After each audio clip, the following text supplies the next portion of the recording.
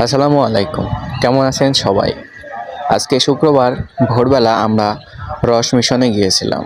সেখানে আমরা খেজুরের রস খেয়ে এসেছি এবং অনেক ঠান্ডার মধ্যে আনন্দও করেছি, কিছুটা বাতাসের জন্য কষ্টও হয়েছে। একটু আনন্দ মজার মধ্যেও একটু কষ্ট তো করতেই হয়। আমাকে সকালবেলা সবুজ ওঠাতে এসেছিল, উঠে চলে যাই। তেল নিয়ে আমরা সেলিম খানের বাসাতে রওনা দিয়েছি। এত ঠান্ডা বাতাসের মধ্যে গাড়ি চালানোটাই দুষ্কর হয়ে দাঁড়িয়েছে। তবুও কিছু করার নেই, বছরের সময় আমাদের যেতেই হবে।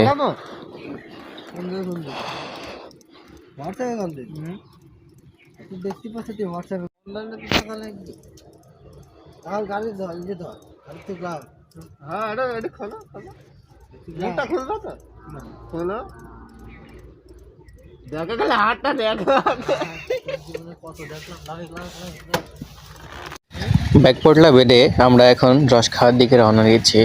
বাইকার চেঞ্জ মানে ড্রাইভার চেঞ্জ, এখন সেলিম খান চালাবে। সে তো উড়াধরা ড্রাইভার, 100তে 100ই চালাবে আমার মন বলছে। খুবই দুষ্কর, তারপরেও অসম্ভবকে সম্ভব করাই সেলিম খানের কাজ।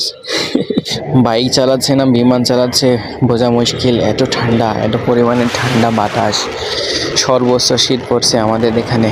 তার মধ্যে এত জোরে বাইক চালানোটা ঠিক না, তারপরেও চালাচ্ছে। খুব দ্রুত পৌঁছাতে হবে, দ্রুতটা গেলে তো আমাদের রস খাওয়াটা মজার হবে না। ঠান্ডার সময় রস খেতে হয়। প্রায় 13 মিনিট পরে আমরা রস খাওয়ার স্পটে পৌঁছে গিয়েছি। এখন আমরা রস প্রসেসিং করা দেখব এবং রসগুলো খাবো। অবশ্যই আপনাদেরকে দেখাবো, সঙ্গে থাকুন।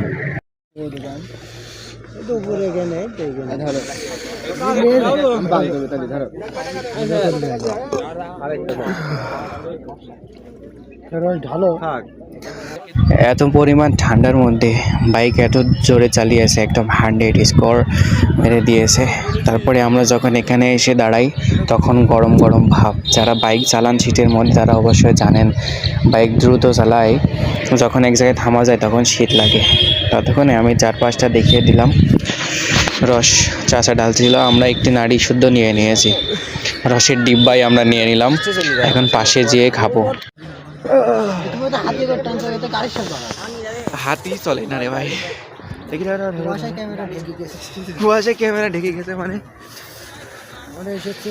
অনেকদিন পরে কথা তো বেরোচ্ছে না। হাড়ি দেখি বুঝি না, সুইসাইড করতো, সুইসাইড করে দিতাম, সুইসাইড করে দিতাম।